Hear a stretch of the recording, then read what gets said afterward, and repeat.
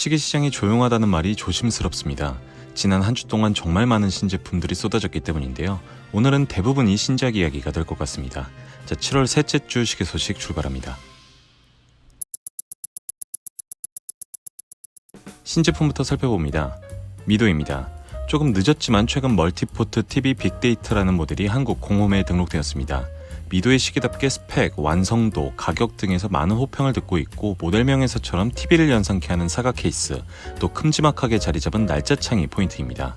큼직큼직한 포인트를 통해서 시원한 느낌을 주려고 했던 건 아닌가 싶은데요. 사각 시계의 날짜창까지 좋아하는 저에게는 더없이 완벽한 시계입니다. 4가지 색상 선택이 가능하며 39mm K 사이즈, 100m 방수 성능, 미도 칼리버 80을 사용하는 이 모델은 154만원부터 시작합니다.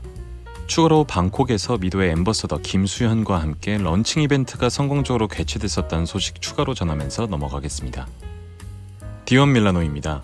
SNS로 신제품 하나를 선보였었는데요. 지금 보시는 것 같은 GMT 모델이고 인덱스나 베젤 등에 사용된 무지갯빛이 특징인 시계입니다. 특별히 스펙 등은 명시되어 있지 않고 VIP 커뮤니티에서만 판매되는 300개 한정판이라는 정보와 미우타 9075 무브먼트를 사용했다는 내용 정도만 있습니다. 실사 사진도 있었는데 귀엽고 예쁜 시계라는 생각이 드네요. 호딩키 위블로입니다. 호딩키가 이번에 위블로와 손을 잡으면서 호딩키 리미티드 에디션 클래식 퓨전 티타늄을 공개했습니다. 클래식 퓨전 특유의 디자인과 티타늄 케이스, 그리고 그 색감, 대비되는 빨간 시침 정도가 특징인 시계입니다. 100개의 한정판이라서 스펙까지 살펴볼 필요는 없을 것 같은데 다이얼에 새겨진 문구가 재미있습니다. 단편적으로 재판매를 금지한다는 의미일 수도 있지만 사실 위브로는 점검 등의 이유로 시계를 매장에 보관할 경우 쿼츠 플라스틱 시계를 제공합니다. 요거를 대여 기간 동안 판매하지 말라는 의미에서 not for resale 같은 키워드를 새겨놨었는데 이 시계의 반응이 좋았었다고 합니다. 그래서 이번 호딩키 에디션에서 이 컨셉을 살린 거라 설명하고 있고요. 이런 배경이 재미있어서 그런지 호딩키의 판매력이 대단한 건지 13일에 공개가 됐었는데 벌써 구매할 수 없는 상태입니다. WMT입니다. 에이징 시리즈, 픽셀 시리즈 등 하나의 컨셉을 선택해서 쭉 밀고 나가는 WMT의 이번 컨셉은 스케치입니다. SNS를 통해서 신제품을 예고했는데 한 크리에이터와 협업해서 데이토나풍의 크로노그래프 워치를 선보입니다. 영상을 만드는 일요일을 기준으로는 별다른 정보가 없는데요. 32mm의 작은 시계가 탄생할 것으로 보입니다. 저는 WMT 신제품이 나오면 두께를 먼저 확인해보던 습관이 있는데요. 이번 시계는 비율상 15mm 근처의 두께가 나오지 않기를 바라봅니다. 랑에입니다. 지금 3가지 제품이 신제품으로 소개되고 있는데 간단히만 살펴보겠습니다. 하나는 랑에 원 타임존입니다. 디자인은 봐오던 것과 크게 다르지 않지만 실버 다이얼이 특징인 모델입니다. 내년이 랑에 원 30주년이라고 하는데 이번 모델보다는 30주년이 더 기대된다는 의견들이 보이고 있고요. 또 하나는 1815 라트라팡테 퍼펙추얼 캘린더입니다. 이 모델은 100개의 한정판에 로즈골드 혹은 연어색의 다이얼 컬러가 특징인 시계고 개인적으로는 랑의 끝판왕이라고 생각하는 모델입니다. 많은 분들은 돈이 있어도 못 산다 라고 얘기를 하시네요.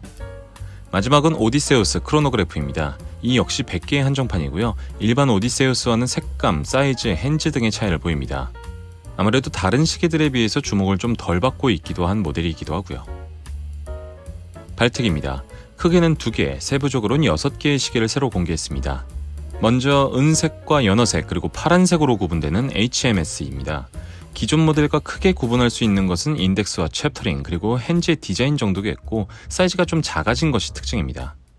36.5mm K 사이즈의 50m 방수 성능 미우타 8315를 사용하는 이 모델은 360유로에 판매 중입니다. 또 다른 모델은 바이컴팩스고요. 마찬가지로 은색, 연어색 그리고 파란색으로 구분됩니다. HMS처럼 기존 모델과 인덱스, 챕터링, 핸즈 디자인의 차이가 있고 역시 사이즈 36.5mm, 50m 방수 성능 ST1901 무브먼트를 사용하고 540유로에 판매 중입니다. 태그 호이어입니다. 까레라 스키퍼라고 명명된 이 새로운 모델은 여러모로 특이한 점들이 많이 있는데요.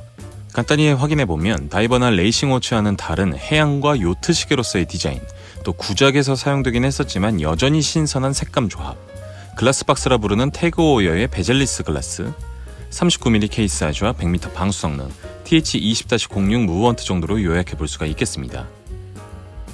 바다나 요트라는 컨셉에 비해서 100m 방수 성능이 좀 아쉽기는 하지만 태그 호이어의 크로노그래프 시계는 이미 검증이 끝났다 볼 수도 있고 60년대 시계의 귀환도 또 현대적인 기술이 적용된 것들도 모두 마음에 든 멋진 시계입니다. 크리스토퍼 와드입니다. C60 프로 300 브론즈를 새로 공개했습니다. 딱 C60스러운 디자인과 스펙으로 브론즈 소재를 제외한다면 아주 개성이 넘치는 신제품이라 보기는 어렵습니다. 그래도 이 모델을 통해서 C60은 브론즈 모델이 2개가 됐고 선택지가 넓어진 건 환영할 일이죠. 42mm 사이즈의 300m 방수 성능 셀리타 SW200을 사용하면서 약 150만원대입니다. 색감 때문인지 여름에는 안 어울리겠다고 생각을 했었는데 이를 고려해서인지 9월부터 선주문을 받는다고 합니다. 로리에입니다. 사이즈를 키우고 무브먼트를 바꾼 하이페리온이 돌아왔습니다. 이전 모델이 39mm였고 C125 무브먼트를 사용했다고 하는데 이번에는 42mm와 미오타 907호를 사용합니다. 가격도 $599로 책정이 되었고요. 새로운 하이드라도 공개됐습니다. 로리에의 디자인치고는 조금 발랄한 느낌이 드는데 톤 다운된 컬러를 통해서 여전히 클래식하고 빈티지한 디자인을 고수하고 있습니다. 하이드라는 슈퍼 컴프레서 스타일이 매력적이었는데 이걸 포기한 건 조금 아쉽기도 하고요. 41mm 케이스 사이즈의 200m 방수 성능 그리고 역시 미오타 907호를 사용하면서 $599로 책정되었습니다. 론진입니다. 한동안 투러치에 집중했던 론진이 이번엔 정말 론진스러운 클래식 워치를 공개했는데요. 플래그십 헤리티지 문페이지입니다. 저는 론진에 바라는 모든 것이 표현된 시계라고 생각을 하는데요. 론진하면 떠오르는 고급 클래식 워치 스타일을 시작으로 날짜창을 겸비한 문페이지, 완벽에 가까운 케이스백 디자인 등이 마음에 쏙 들었습니다. 38.5mm 사이즈의 30m 방수 성능 론진 칼리버 L899.5를 사용하면서 420만원입니다. 론진은 최근에 잘한다 했더니 끝을 모르는 것 같은데 더 끝을 몰라줬으면 좋겠습니다. 조디악입니다. 슈퍼시 울프를 또다시 확장시켰는데요. 이번에는 세라믹 케이스입니다. 클래식 디자인보다는 최근 선보인 밝은 색감의 모델들을 베이스로 삼고 있고 화이트 세라믹 케이스를 통해서 더 귀엽고 발랄한 느낌을 주고 있습니다. 조디악의 이미지가 너무 가벼워지지는 않는지 혹은 투러치의 세라믹 케이스가 잘 버틸 수 있는지는 걱정이 됩니다. 어쨌든 41mm 케이스 사이즈의 200m 방수 성능 STP-1-11 무브먼트를 사용하고 $1,795로 책정되었습니다. 모리스 라크로와입니다. 아이콘을 대상으로 여름 한정 에디션을 선보였습니다. 기존 아이콘과 차이가 큰 모델은 아니고 여름 색상을 추가했다고 보시면 되는데요. 35mm, 39mm, 42mm 세 가지 사이즈와 스카이블루, 핑크, 오렌지 등으로 구분이 됩니다. 개인적으로는 주황색이 계절 구분 없이 착용할 수 있을 것 같아서 마음에 들고요. 여름에 가볍게 접근하는 게 또 목적이기도 해서 쿼츠 시계도 나와줬으면 좋겠습니다. 벨렐로스입니다. 알파인과 파트너십을 맺고 BR05 시리즈의 500개 한정판 모델을 선보였습니다. 기존에도 알파인과의 시계는 있었는데 BR05 시리즈에는 처음이라고 하고요. 시계 자체는 BR05 크로노그래프 시계의 색감과 로고 등을 활용해서 F1의 속도감을 표현하고 있습니다. 42mm 케이스 사이즈의 100m 방수 성능 칼리버 326을 사용하고 7100 스위스 프랑입니다. 지샥입니다.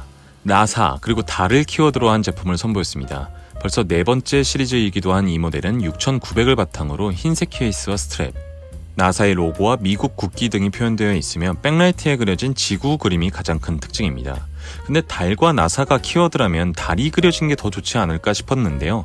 홈페이지 사진들을 보면 달에서 본 지구를 표현하고 싶었던 것 같습니다. 아무튼 이 모델은 미국 지샥 홈페이지에서 볼 수가 있고요. $130입니다. 지난주에 이렇게 신제품이 많았던 건 시카고에서 시계 박람회가 하나 개최됐었기 때문인데요. 이 박람회는 지난 금요일부터 일요일까지 진행되었고 오늘 말씀드린 브랜드 말고도 더 많은 브랜드가 참여해서 올해 공개됐던 제품부터 공개할 제품들까지 많은 시계들이 있었습니다. 아래에 공식 홈페이지 링크를 남겨둘 테니까 확인하시기 바라겠고요. 이 박람회 이야기는 이번 주에 후기들을 조금 더 모아서 다음 주에 다시 살펴보도록 하겠습니다. 자, 이번엔 이야기거리들입니다.